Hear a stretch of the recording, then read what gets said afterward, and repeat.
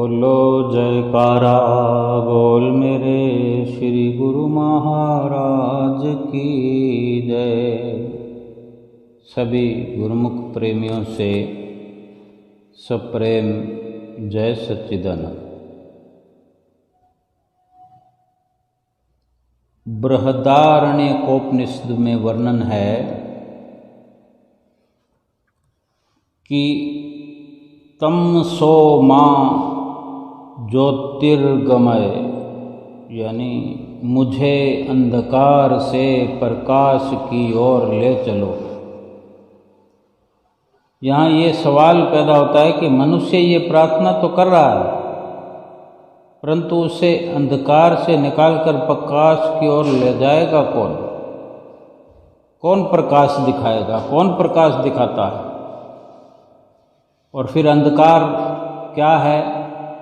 अंधकार कहाँ है और प्रकाश कहाँ है?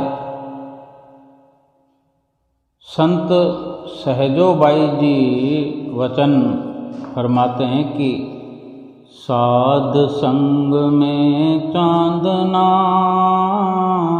सकल अंधेरा और सहजो दुर्लभ पाइए सत्संगत में ठोर। संतों सत्पुरुषों की संगत में ही प्रकाश यानी ज्ञान का प्रकाश है, और बाकी सब जगह अज्ञान का अंधकार छाया हुआ है, फैला हुआ है। पर संत सहजोबाई जी का कथन है कि सत्संगत में ठोर मिल जाना बहुत ही दुर्लभ है। अगर किसी को मिली है, मिल रही है, मिल जाती है संगत संतों की, तो वो सौभाग्य की निशानी है, बड़े ही ऊंचे भागों की निशानी है। प्रकाश और अंधकार की हम चर्चा कर रहे हैं कि प्रभु के चरणों में ये प्रार्थना की गई जीव के द्वारा कि मुझे अंधकार से प्रकाश की ओर ले चलो। प्रकाश की अभिलाषा मनुष्य के अंदर क्यों है? क्यों चाहता है प्रकाश? क्या दुनिया में प्रकाश की कमी है? हम अपने घर में इतने प्रकाश को लिए हुए हैं, बाहर गली मोहल्ले में जाते हैं तो खंबे खंबे पर लाइटें लगी होती है। अगर एक देश एक शहर से दूसरे शहर पर बाई रोड अगर अपनी सवारी के दौरान 4 व्हीलर पे, 2 व्हीलर पे, रेलगाड़ी में, बस में, किसी भी प्रकार का सफ़र करते हैं, रात हो दिन हो,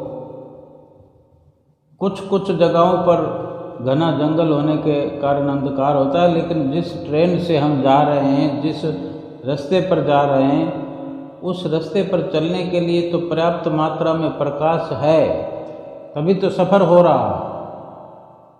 अगर हम कार में सवार हैं, सड़क पर कहीं अंधेरा हो भी सही, लेकिन हमारे पास तो प्रकाश है ना, उसी प्रकाश के प्रतिबिंब के पीछे जा रहे प्रकाश के दायरे में तो हमारा सफ़र हो रहा है। यानी प्रकाश के बिना सफ़र नहीं हो सकता। अगर हमारी गाड़ी में भी लाइट ना हो, सड़क पर भी लाइट ना हो, गुप्त अंधेरा हो, तो फिर कहाँ चलेंगे, कहाँ पहुँचेंगे? सड़क का पता नहीं लगेगा, मंजिल का पता नहीं लगेगा। जीव जो प्रकाश की अभिलाषा करता है, क्यों करता है? क्योंकि प्रकाश सबको प्यारा है। इसीलिए आनंद और खुशी के अवसर पर हम देखते हैं, हमारे घर में भी अगर कोई ऐसा अवसर होता है, कोई खुशी का दिन होता है, कोई ब्याह है, शादी है, कोई जन्मदिन है, तो खूब प्रकाश करते हैं अपने घर में। और इसके उलट अंधकार जो है वो किसी को किसी भी सूरत में प्यारा नहीं है। अंधकार से कोई खुश नहीं है। इसलिए अंधकार को दुख और शोक का निशान माना जाता है। जहाँ शोक का वातावरण हो वहाँ रोशनी अलग से नहीं की जाती, केवल ज़रूरत मात्र की ही रोशनी वहाँ होती है। और ये प्रकाश का बहुत बड़ा साम्राज्य है, तो प्रकाश की बहुत बड़ी गहराई है। इसको ठीक से समझना, कितने प्रकार के प्रकाश हैं, कौन सा प्रकाश ये जीव मांग करता है, कौन से प्रकाश की कहाँ ज़रूरत पड़ती है। बाहरी शारीरिक सफ़र के लिए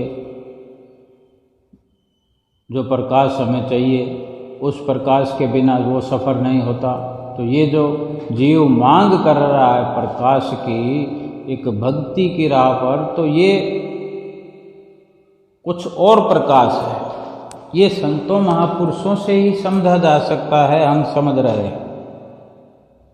रावण की मृत्यु के बाद उसके जो वहाँ रहन सहन का, उसके राज्य की स्थिति जो हुई उस वक़्त, उसका वर्णन करते हुए परम संत कबीर साहब जी ने अपने वचनों में फरमाया कि 1 लख पूत 1.25 लख नाती, तिस रावण के घर दिया न बाती। दूसरी बात प्रकाश और अंधकार के बारे में यह है कि प्रकाश में प्रत्येक वस्तु हमें स्पष्ट रूप से दिखाई देती है। यात्रा कर रहे हो तो रास्ता साफ दिखाई देता है, प्रकाश के कारण ही। और इसी कारण से गड्ढे में गिरने से, ठोकर खाने से कोई डर नहीं होता, क्योंकि उससे बचाव रहता है प्रकाश के कारण। यदि कोई और भी काम करना हो तो प्रकाश में ही अच्छी तरह से किया जा सकता है। और अगर अंधकार में करना पड़े तो अंधकार में कुछ दिखाई नहीं देता। यात्रा करते हुए भी ठोकर खाने का, गड्ढे में गिर जाने का या रास्ता भटक जाने का भय बना रहता है। अंधकार में क्योंकि कुछ दिखाई नहीं देता, इसलिए कोई भी काम अंधकार में ठीक से हो ही नहीं सकता। इसके अलावा अंधकार में किसी वस्तु की पहचान भी नहीं हो सकती, किसी को अच्छे से देखा नहीं जा सकता, समझा नहीं जा सकता। मनुष्य अक्सर वृक्ष के ठूंठ को भूत प्रेत और रस्सी को सांप समझ लेता है प्रकाश के कारण। प्रकाश और अंधकार में ये अंतर होने के कारण ही मनुष्य सदैव प्रकाश में रहना चाहता है और प्रकाश में ही सुख अनुभव किया जा सकता है, अनुभव करता है। जबकि अंधकार में रहना उसे बहुत ही कष्टकारक मालूम पड़ता है। इसीलिए अंधकार में उसे रहना अच्छा नहीं लगता। हम अपने घर में होते हैं, देखें हैं कि घर की लाइट चली जाती है, रात का समय हो, खाना बना रहे हों, खाना खा रहे हों या कोई और अन्य काम कर रहे हों, वो कार्य कितना कीमती है। उस हमारे जीवन के ये जितने भी कार्य हैं, सुबह से रात तक और रात को भी सुबह तक कुछ ना कुछ कार्य चलता रहता है, कितने एक कीमती है। ये हम अंदाज़ा लगा सकते हैं कि एक नश्वर क्षणभंगुर संसार में और क्षणभंगुर जीवन में इन सामानों का महत्व जो है, इन कामों का जो महत्व है, ना के बराबर है। लेकिन कितनी ज़रूरत पड़ती है प्रकाश की, कि प्रकाश के बिना कोई कार्य हम करना नहीं चाहते, प्रकाश के बिना रहना नहीं चाहते। जिस प्रकार बाहर के अंधकार में कुछ नज़र नहीं आता, साफ साफ दिखाई नहीं देता, ना तो किसी वस्तु का सही से पता चलता है, ना सही रास्ते का ज्ञान होता है, उसी प्रकार अंदर में, हमारे अंदर में अज्ञान का अंधकार जब तक छाया रहता है,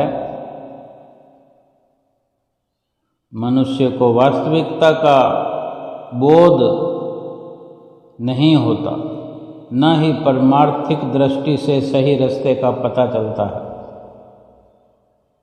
जिससे फिर जीवन में सदा भटकना छाई रहती है। जीवन में जीव भटकता रहता है, ठोकरें खाता रहता है और दुखी रहता है, परेशान रहता है।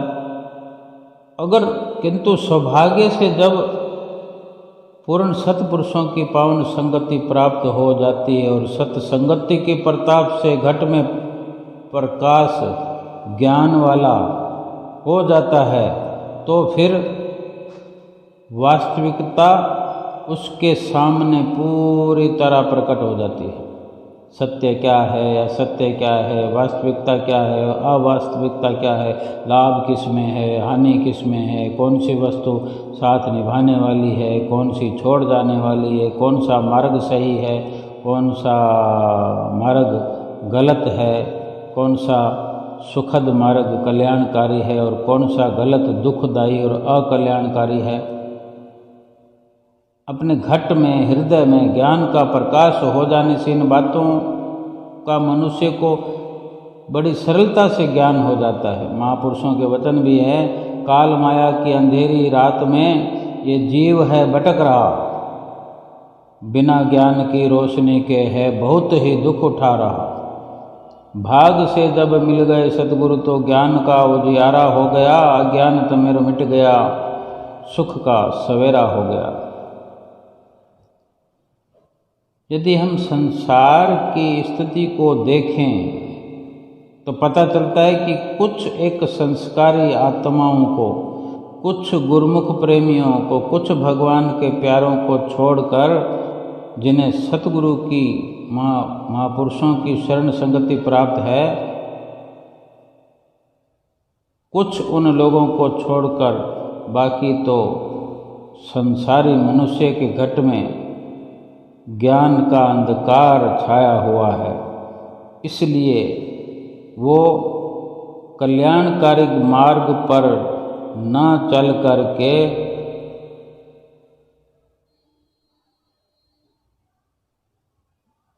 घट में विद्यमान इस अज्ञान अंधकार के कारण उसे, जो कि ज्ञान ही नहीं है, इसलिए वो सत्य को असत्य और असत्य को सत्य, असल को नकल तथा नकल को असल समझे बैठा और उन्हीं पदार्थों के पीछे दिन रात भाग रहा है जो असत्य हैं, अस्थायी हैं, दुख देने वाली है। आम संसारी मनुष्य प्रभु नाम और प्रभु भक्ति रूपी हीरे मोतियों को छोड़कर माया रूपी पत्थरों को इकट्ठा करने में लगा पड़ा है। प्रभु का नाम और प्रभु की भक्ति जो सत्य है, सत्य वस्तु है, उसे छोड़कर झूठे पदार्थों तथा झूठे शरीर के संबंधों में लगा पड़ा है। जिन माया के सामानों, शरीर इंद्रियों के भोगों तथा पद प्रतिष्ठा आदि को एक दिन खत्म हो जाना है, मिट्टी में मिल जाना है, उन्हीं को सत्य समझता है, स्थायी मानता है। और प्रभु का नाम जो वास्तव में है स्थायी, सच्चा है, सदा रहने वाला है, उसे झूठा समझकर, अस्थायी समझकर उससे दूर भाग रहा है। जिन माया और मारा पदार्थों के लिए एक दिन इन सब पदार्थों को छोड़ जाना है, उनके लिए रात और दिन लगा हुआ है, मेहनत कर रहा है, पुरुषार्थ कर रहा है। प्रभु का नाम जो सदा साथ निभाने वाला है, लोक परलोक में संगी साथी बनने वाला है, उसे छोड़कर बैठा हुआ।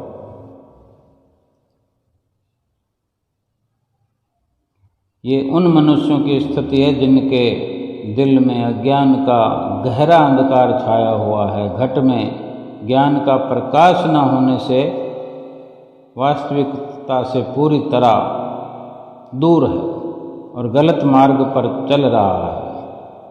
नतीजा फिर यही है कि हर समय दुखी है, हर समय अशांत है, परेशान है। ऐसे मनुष्य के बारे में सत्पुरुष भी उपदेश देते हैं।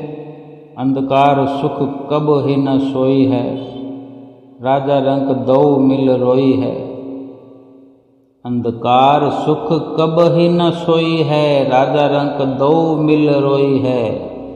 जौ पे रसना राम न कहिबो, उपजत बिनसत रोवत रहिबो। जस देखिए तरवर की छाया, प्राण गए कहु काकी माया। जस जंती मह जीव समाना, मुए भरम को का कर जाना। हंसा सरवर काल शरीर, राम रसायन पीयूर कबीर। ये कबीर साहब जी के वचन हैं। उनका कथन है कि अज्ञानता के अंधकार में कभी भी कोई सुखपूर्वक नहीं सो सकता, चाहे राजा हो चाहे रंक हो, यानी गरीब हो चाहे अमीर हो। वे सदा रोते ही रहते हैं, जीवन भर रोते रहते हैं, अर्थात दुखी रहते हैं, परेशान रहते हैं। यदि प्रभु के नाम का सुमरण नहीं करोगे तो आवागमन के चक्कर में फंसकर फिर बार बार जन्मते मरते रहोगे। ये महापुरुषों के वचन हैं। दुखी रहोगे और दुखी होते रहोगे। तरवर की छाया को देखो, जिस प्रकार वो सदा स्थिर नहीं रहती, टिक कर नहीं रहती छाया, उसी प्रकार माया और माया के पदार्थ भी सदा टिक कर नहीं रहते और साथ छोड़ जाते हैं। जब मनुष्य के प्राण निकल जाते हैं तो कहो ये माया या ये मायावी समान मायावी रिश्ते किसी का साथ निभाते हैं या किसी के साथ चले जाते हैं। किसी का साथ देने के लिए शमशान से आगे कोई जा सकता है? जहाँ प्राणी को जलाया जाता है तो क्या कोई किसी के साथ जल जाता है? सब जानते हैं कि मिट्टी मिट्टी में मिल गई, तो फिर उस पर अमल क्यों नहीं करते कि जब ये शरीर मिट्टी है और हमारी आंखों के सामने जल रहा है, आज ये शरीर जल रहा है तो कल हमारा भी शरीर जलाया जाएगा। तब हाथ में क्या लेकर हम जाएंगे? सब कुछ यहीं तो रह गया। हड्डियाँ रह जाती है, मांस को जला दिया जाता है, श्वास तो पहले ही, जीव तो पहले ही निकल के चला जाता है अपने गंतव्य स्थान पर अपने कर्मों के लेखे जोखे के अनुसार। और शरीर को चाहे कोई 2 घंटे 4 घंटे 6 घंटे अपनी व्यवस्था करने तक 1 दिन 2 दिन रखा जाता है, फिर उसको जलाना ही जलाना है। और सब देखते हैं हम, इस प्रकार के दृश्य हर कोई देख चुका है, देखता रहता है, बार बार देखता है। जब कोई किसी का साथ दे ही नहीं सकता, कोई किसी का है ही नहीं, जिस प्रकार किसी वाद्य यंत्र में कोई जीवन नहीं होता, चाहे ढोलक बजती हो, हारमोनियम बजता हो, तंदूरा बजता हो, जिसमें से आवाज़ें निकलती है, बजाने वाले के द्वारा ही उसमें से ध्वनि निकाली जाती है, कलाकार के द्वारा। उस आइटम में वो ध्वनि है, लेकिन वो निकलती तो किसी के कलाकार की कला के द्वारा ही उसमें से बाहर निकलती है। इसी प्रकार ये शरीर भी जो है ना, ये यंत्र है एक। इसको हारमोनियम कह लें, बाजा कह लें, ढोलक कह लें, तंबूरा कह लें, कुछ भी कह लें। जिस तरह वो वाद्य यंत्र जड़ वस्तु है, एक सामान है, ये शरीर भी सामान ही समझ लो। अगर जीवात्मा इससे निकल जाती है तो ये शरीर तो उन सामानों से भी कितना गया गुजरा है। जीवात्मा जो हमारे भीतर है, उसी से सब कार्य क्रिया इस शरीर के द्वारा होती नजर आती है। जैसे बजाने वाला किसी भी यंत्र से अपने हाथ हटा लेता, हारमोनियम बजाने वाला जिससे धुन निकलती है, वो हाथ ऊपर कर ले, हाथ हटा ले तो तुरंत ध्वनि बंद हो जाती है। फिर ध्वनि कहाँ चली जाती है ये कोई नहीं कह सकता। उसी प्रकार जब मनुष्य मृत्यु को प्राप्त होता है, अर्थात जीवात्मा शरीर से निकल जाती है, अलग हो जाती है, तो फिर कोई ये भेद नहीं जानता कि जीव कहाँ गया।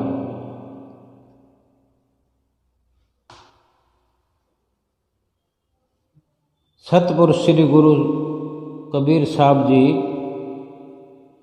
सुंदर वचनों में कथन करते हैं कि हंस अर्थात जीवात्मा और शरीर, ये दोनों अलग अलग चीज़ें हैं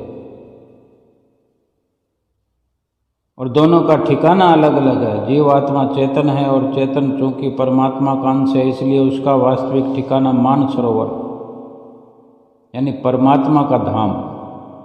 और ये शरीर 5 तत्वों का पुतला होने से जड़ है, जड़ वस्तु है, उसका ठिकाना काल है। इसलिए मनुष्य परमात्मा के नाम का रसायन पियो, जिससे सदा के लिए अमर हो जाओ, आवागमन के चक्कर से छूट जाओ। परम संत कबीर साहब जी ने सुंदर सुंदर शब्दों में समझा दिया, कितने स्पष्ट शब्दों में फरमा दिया कि शरीर तथा माया को सत्य मानकर आसक्त हो जाना ये अंधेरा है, अंधेरा। क्योंकि शरीर तथा माया दोनों ही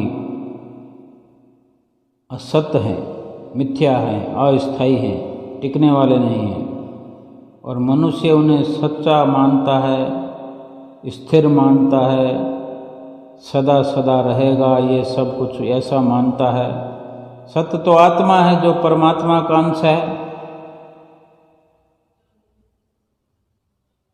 सच्ची वस्तु, वास्तविक वस्तु जो है वो तो शरीर के अंदर आत्मा है। और ये ज्ञान का जो प्रकाश है कहाँ मिलता है? एक तो परमात्मा का नाम है जो परमात्मा का अंश है, और दूसरी जो वस्तु है वो परमात्मा का नाम है। ये दोनों सत्य हैं। अब ज्ञान का प्रकाश कहाँ मिलेगा जिससे हमें समझ आ जाए? संतों महापुरुषों की संगत में ज्ञान का प्रकाश मिलता है। संसार में ये ज्ञान, ये आंतरिक प्रकाश अन्य कहीं भी प्राप्त नहीं हो सकता। महापुरुषों ने जो वचन अपने अपने समय में हजारों साल, सैकड़ों साल पहले ही वर्णन कर दिए हैं, फरमाया है कि साध संग में चांदना सकल अंधेरा, और कि केवल संतों की संगत में ही प्रकाश है, बाकी सब अंधेरा ही अंधेरा है। वो प्रकाश जो भीतर में हमें चाहिए, भीतर में जागृति लाने के लिए, उजाला करने के लिए जो प्रकाश चाहिए, वो केवल संतों की संगत में है। और बाकी चाहे कितने ही प्रकाश में दुनिया रहती हो, प्रकाश की झिलमिल में रहती हो, लेकिन अंतःकरण का प्रकाश वो बाहरी प्रकाश नहीं बन सकता। और शब्दों में फरमाया है, कोटिन चंदा उगवे सूरज कोटि हजार, सतगुरु मिलिया बाहरे दिसत घोर अंधार। कि चाहे करोड़ों चंद्रमा, 1000 करोड़ सूर्य भी एक साथ उदित हो जाएं, बाहर के संसार में इतना प्रकाश होने पर भी वो प्रकाश मनुष्य घट में जो विद्यमान अंधेरा है, ज्ञान का अंधकार छाया हुआ है, वो बाहर के इतने अधिक प्रकाश से भी वो दूर नहीं हो सकता। वहाँ तो अंधेरा ही रहेगा। जब जीव का सतगुरु से, पूर्ण सतगुरु से मिलाप हो जाएगा, सतगुरु से मिलाप हो करके और उनके द्वारा ज्ञान उपदेश के जो वचन हृदय में उतरेंगे,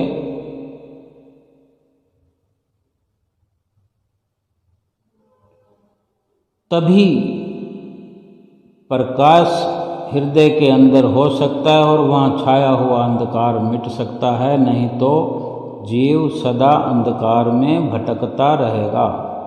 श्री गुरु नानक देव जी महाराज ने भी वचन फरमाए हैं कि जय सो चंदा उग वही, सूरज चढ़े हजार, एते चानन होंदियाँ गुरु बिन घोर अंधार। 100 चंद्रमा उदित हो जाएं, 1000 सूर्य आलोकित हो जाएं, तो भी संसार में इतना प्रकाश होते हुए भी सतगुरु की कृपा के बिना मनुष्य के घट में ज्ञान का प्रकाश नहीं होता। वहाँ अज्ञान का अंधकार छाया ही रहता है। सत्पुरुषों की इस प्रकार की वाणियों से ये साफ हो जाता है कि अंदर का प्रकाश यानी ज्ञान का प्रकाश तो परिपूर्ण सतगुरु की कृपा से प्राप्त होता है। उनके सदुपदेशों द्वारा ही मनुष्य को ज्ञान चक्षु प्राप्त होते हैं और उसके अंतर का अंधकार दूर होता है। भगवान श्री कृष्णचंद्र जी महाराज अपने प्रिय भक्त अर्जुन के प्रति कथन करते हैं कि उस ज्ञान को तू तत्वदर्शी ज्ञानी पूर्ण सतगुरु के पास जाकर प्राप्त कर। उनको बड़े अच्छे से दंडवत प्रणाम करने से, उनकी सेवा करने से और सरलता पूर्वक बड़े प्रेम से भावपूर्ण सवाल करने से वे परमात्म तत्व को भली भांति जानने वाले ज्ञानी महापुरुष तुझे उस तत्व ज्ञान का उपदेश करेंगे। इसलिए मनुष्य के हृदय में यदि ये अभिलाषा है कि उसके घट में मौजूद जो अज्ञान का अंधकार दूर होकर उसमें ज्ञान का प्रकाश हो जाए, तो फिर उसके लिए ये परम आवश्यक है कि वो सत्संगति अर्थात संत सत्पुरुषों की संगत ग्रहण करे। संत सतगुरु के शरण संगत ग्रहण किए बिना मनुष्य के अंदरूनी जगत में अज्ञान का अंधेरा छाए रहने से उसका जीवन परमार्थिक दृष्टि से अंधकार पूर्ण बना रहता है, जिससे उसके जीवन की सारी कार्रवाई ही गलत सलत होती रहती है। इसलिए वह सदैव दुखों, चिंताओं और परेशानियों से घिरा रहता है। उसे सच्चे सुख, सच्चे आनंद और मानसिक शांति की उपलब्धि नहीं होती।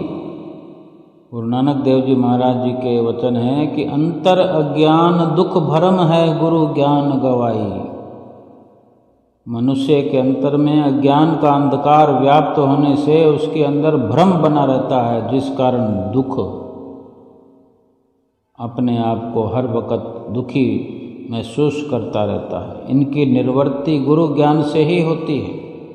भ्रमों का निवारण हो जाता है, दुखों का निवारण हो जाता है, अंधकार मिट जाता है। इसीलिए कहा जाता है कि संत सतगुरु की शरण संगत मिल जाना बड़ा ही सौभाग्य है, सौभाग्य की निशानी है।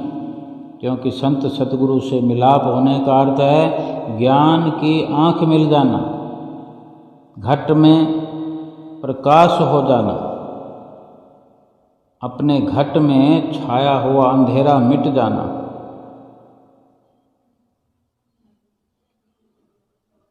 और जब इस प्रकार ज्ञान का अंधकार मिट जाता है, प्रकाश हो जाता है, फिर विवेक विचार की दृष्टि प्राप्त हो जाती है, जिससे वो जो टेढ़ा मेढ़ा मार्ग नजर आता है अंधेरे के कारण, सही नहीं दिशा मिल जाती है। फिर गलत मार्ग छोड़कर सीधा और सही मार्ग अपना लेता है जीव।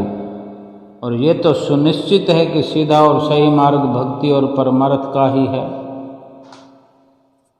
दो ही मार्ग हैं, एक माया का और एक भक्ति का।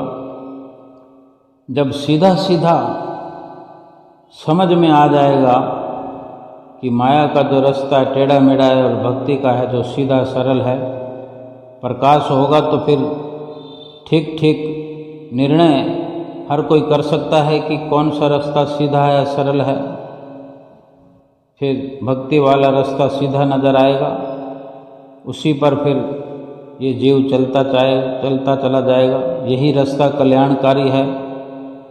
जब मनुष्य इस मार्ग पर चलता है, अर्थात जब वो भक्ति के मार्ग पर चलता है और भक्ति के नियमों की पालना करता है, तो फिर उसका संबंध परमात्मा से जुड़ा रहता है, जुड़ जाता है, जिससे उस सब दुखों का, सब चिंताओं का, कल्पनाओं का अंत हुआ जाता है और वो सच्चे सुख, सच्चे आनंद, परम शांति को प्राप्त करता है। पर ये तभी संभव है जब घट में ज्ञान का प्रकाश हो जाए। महापुरुष फरमाते हैं, अंधे चानन ना थिए, जा सतगुरु मिले रजाए, बंधन तोड़े सच बसे, अज्ञान अंधेरा जाए। गुरु रामदास जी महाराज ने अपनी वाणी में फरमाया कि मैं उपयुक्त वाणी में जो रामदास जी महाराज जी ने वचन फरमाए हैं, तो मनुष्य को जो कि आम इंसान है, जिसको चरण शरण नहीं मिली, उसे अंधा कहा है। अंधे चानन ना थिए, जा सतगुरु मिले रजाए। यानी नयनों से विहीन अर्थात विवेक से हीन कहकर जो संबोधित किया है कि नयन विहीन व्यक्ति के पास आंखें ना होने से जैसे उसके चारों ओर अंधेरा ही अंधेरा छाया रहता है। प्रकाश होने पर भी उसे प्रकाश का लाभ नहीं मिलता, उसे तो अंधेरा ही दिखता, क्योंकि उसकी आंखें ही नहीं हैं, उसे कुछ दिखलाई नहीं पड़ता। ऐसे ही आम संसारी मनुष्य के पास भी ज्ञान चक्षु न होने के कारण, ज्ञान वाली दृष्टि न होने से उसके घट में छाया हुआ अंधकार ही अंधकार जो है उसे नजर आता रहता है, जिससे उसे कुछ भी सही सूझ नहीं पड़ता, कुछ देख नहीं पड़ता। इसलिए सतपुरुष श्री गुरु रामदास जी महाराज उपदेश करते हैं कि ये ज्ञान नेत्र से विहीन मनुष्य, तेरे घट में ज्ञान का प्रकाश तभी हो सकता है जब तुझे पूर्ण सतगुरु मिल जाए, उनकी चरण शरण तुझे प्राप्त हो जाए और तू उसकी आज्ञा को शिरोधार्य कर ले। सतगुरु का मिलाप होने से तेरे अंदर जो अज्ञान का अंधकार छाया हुआ है वो दूर हो जाएगा। तो माया के बंधन से तोड़कर सदैव सत्य स्वरूप परमात्मा में समाये रहेगा। इसका स्वाभाविक परिणाम ये होगा कि मनुष्य ये जीवन सुख आनंद और शांति से सदा भरपूर अपना पाएगा और जन्म मरण के चक्कर से भी मुक्त हो जाएगा। इसलिए पूर्ण संत सद्गुरु की खोज करके उनकी शरण संगति ग्रहण करनी है हर किसी को।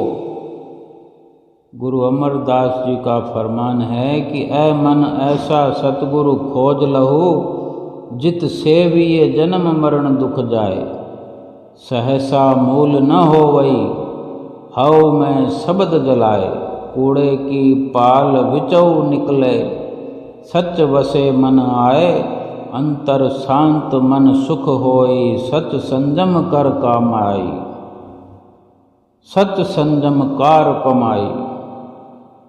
मन के माध्यम से मनुष्य को उपदेश करते हुए सतपुरुष फरमाते हैं कि ये मनुष्य, ए जीव, सतगुरु की खोज कर और ऐसे सतगुरु की खोज कर जिनकी सेवा करने से जन्म मरण का दुख दूर हो जाता है, फिर कोई संशय भ्रम मन में नहीं रहता और जिनके द्वारा सतगुरु के द्वारा बख्शे हुए शब्द से अहंकार वाली भावना भ्रष्ट हो जाती है, भस्म हो जाती है, अपने अंदर जो झूठ की दीवार बनी हुई है वो दूर हो जाती है, सत्य स्वरूप परमात्मा मन में आकर बस जाता है। सतगुरु की आज्ञा अनुसार सच्ची कमाई करने से अपने अंतर शांति और सुख का खजाना मिल जाता है, अपने अंतर में शांति और मन में सुख बन जाता है, सुख बना रहता है। एक बार इस प्रकार सतगुरु के वचनों का, सतगुरु के प्रकाश का, सतगुरु के बख्शे हुए नाम का उजाला हो गया, इस प्रकार का सुख अपने अंदर भर गया, फिर वहाँ दुख नहीं आ सकता, फिर वहाँ अंधेरा नहीं आ सकता, फिर वहाँ संशय भ्रम नहीं आ सकते। वचन है कि सतगुरु के उपकार का बदला दिया न जाए, तीन लोक की संपदा भेंटत मन सकुचाए। सतगुरु के जीव पर जो अनंत अनंत उपकार हैं,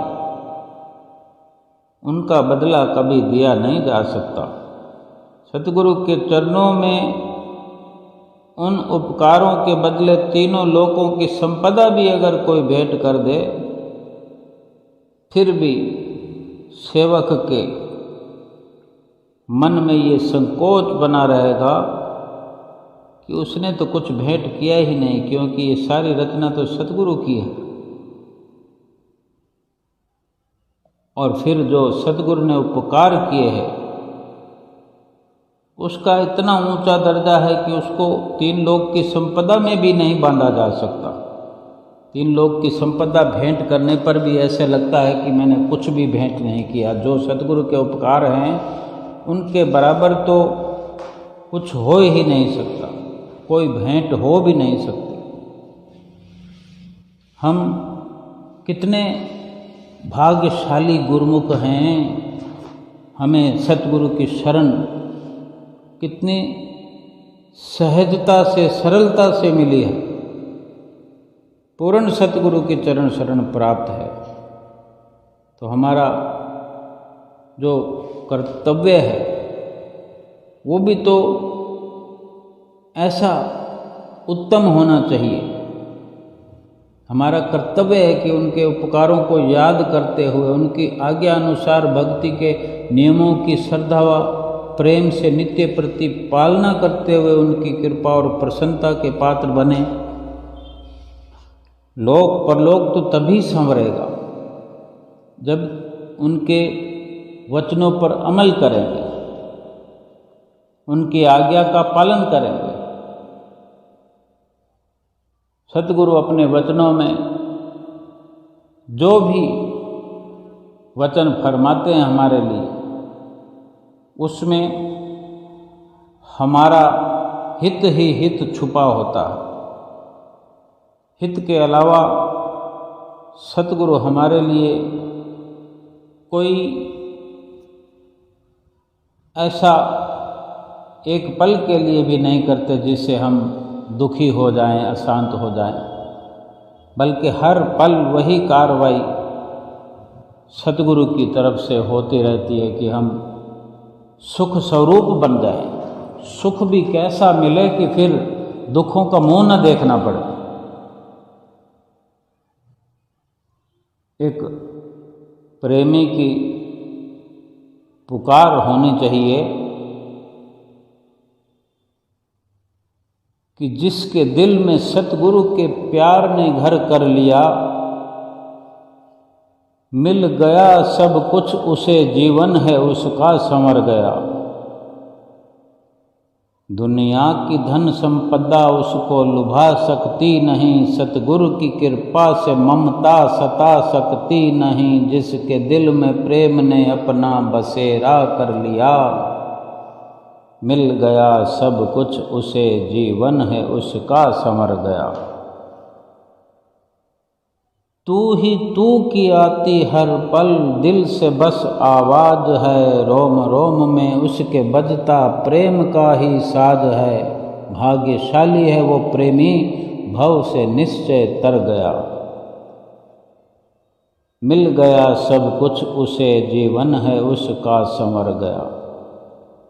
प्रेम की मस्ती में वो रहता सदा डूबा हुआ, रहता उसकी जुबां पे नाम सतगुरु का सदा। पी के अमृत प्रेम का वो जगत में हो अमर गया। मिल गया सब कुछ उसे, जीवन है उसका संवर गया। प्रेम उसके दिल में बसता, जिस पे तुम कृपा करो। अपनी रहमत से प्रभु जिस दास की झोली भरो। भूल दुनिया को वो सतगुरु बन तेरा चाकर गया। मिल गया सब कुछ उसे, जीवन है उसका संवर गया। जिसके दिल में सतगुरु के प्यार ने घर कर लिया, मिल गया सब कुछ उसे, जीवन है उसका संवर गया, जीवन है उसका संवर गया। जिसके दिल में सतगुरु ने घर कर लिया हो, जिसके दिल में सतगुरु ने अपनी बैठक बना ली हो, फिर उसे जीवन में या जीवन को संवारने में या सुंदर बनाने में फिर क्या बाकी रहेगा? क्या सतगुरु यूं ही थोड़ी आकर बैठ जाते हैं? उनको बिठाने के लिए जो पुरुषार्थ करने होते हैं, वो पुरुषार्थ यत्न करने के बाद ही तो सतगुरु की बैठक हृदय में बनाई जाती है। सतगुरु तभी तो निवास करते हैं हृदय में कि हम अपने हृदय को साफ करेंगे, अपने हृदय में जो छल कपट समाये हैं उनको बाहर करेंगे, फिर दोबारा से छल कपट हम न करने का संकल्प लेंगे, नित्य नियमों की पालना करके, भजन भक्ति करके, सुमरन करके अपने हृदय को साफ सुथरा शुद्ध बनाएंगे। और फिर दुनिया की जो धन संपदा है, हमारा मन मोहित नहीं होगा, संसार पर हमारा मन फंसेगा नहीं। फिर दिल में केवल और केवल प्रेम ने डेरा डाल लिया, सतगुरु के प्रेम ने ही अपने हृदय में डेरा डाला हुआ हो, फिर वहाँ सतगुरु विराजमान होते हैं। हर वक्त जीव तू ही तू की आवाज़ अपने दिल से निकालता है, रोम रोम में प्रेमी के प्रेम का साज बजता है। अपने सतगुरु की ध्वनि रोम रोम में से सुनाई देने लगती है। सदा प्रेम की मस्ती में डूबा रहता है और प्रेमी के जुबान पे सदा सतगुरु का नाम ही उच्चारण होता है। सतगुरु के प्रेम रूपी अमृत का प्याला वो पीकर अमर हो जाता है इस संसार से, इस संसार में अमर होकर रहता है। प्रेम ही प्रेमी के दिल में बसता है। लेकिन सतगुरु जिस पर कृपा करे, जिस पर दया करे, और दया उसी पर होती है जिसको जो सतगुरु को हर पल याद रखता है, जो याद करता है उस पर दया होती है।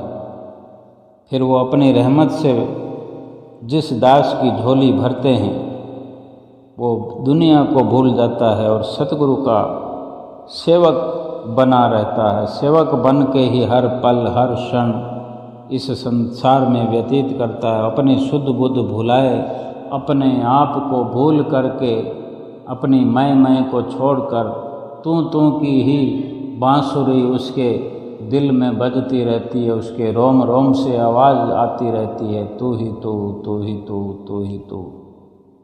अपने आप को तो जिसने मिटा दिया है, अपने आप को भुला दिया है, अपना होने का उसको अंदाज़ा भी नहीं है। अब उसको ये ख्याल भी नहीं है कि क्या मैं कुछ हूँ, क्या मेरी कोई औकात है, मेरा वजूद ही नहीं। अपने वजूद को ही संपूर्ण तरह से मिटा दिया होता है, मिटा देता है। जब केवल तू ही तू की बांसुरी बजती है तो फिर सतगुरु हृदय में आकर विराजमान हो जाते हैं और सतगुरु ही सतगुरु नजर आते हैं। जीवात्मा परमात्मा से एकाकार कर रहा होता है, जीवात्मा परमात्मा से मिलन कर रहा होता है। ऐसे सुंदर मिलन करने के लिए ये मनुष्य जन्म मिला है और ये जीव इस प्रकार से पुरुषार्थ करते हुए अपने जीवन को सार्थक करता है और सतगुरु परमेश्वर की प्रसन्नता को सिरोधार्य करके अपना लोक और परलोक संवार लेता है। बोलो जयकारा बोल मेरे श्री गुरु महाराज की जय।